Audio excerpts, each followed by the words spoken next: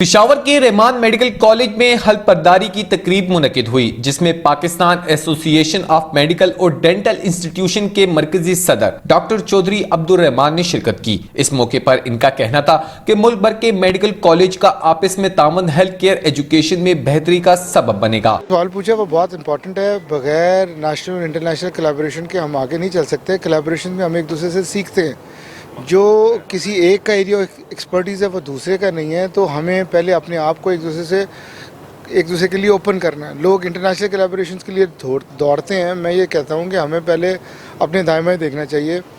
کئی ایکسپرٹ پنجاب بیٹھے ہیں، کہیں سندھ بیٹھے ہیں، کہیں کے پی کے بیٹھے ہیں، تو پامی کی پہلی جو ہوگی پرائورٹی وہ یہ ہوگی کہ ان سب کو ایک پلیٹ فارم پہ اکٹھا کرے۔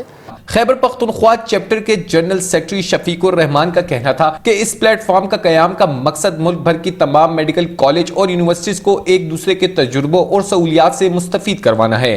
میڈیکل اور ڈینٹل ایجوکیشن کی جو کوالٹی ہے پورے پاکستان میں، اس کو ریز کرنا ہے، اس کو امپروو کرنا ہے، ریسرچ کلچر کو آگے بڑھانا ہے، اور ریگولیٹر کے ساتھ ملتے ہوئے جو ہم سب کا کامن ایک مقصد ہے کہ میڈیکل کوالٹی کی جو میڈیکل اور ڈینٹل ایجوکیشن کی جو کوالٹی ہے اس میں مزید اضافہ کیا جائے، اور اس کے لیے ہم آپس میں مزید کولیبریشن بھی کریں گے۔ رحمان میڈیکل کالج میں منعقد ہونے والی تقریب میں پروفیسر عبدالرحمان نے پاکستان ایسوسی ایشن آف میڈیکل اور ڈینٹل انسٹیٹیوشن خیبر پختونخوا کی نو منتخب کابینہ سے حلف لیا۔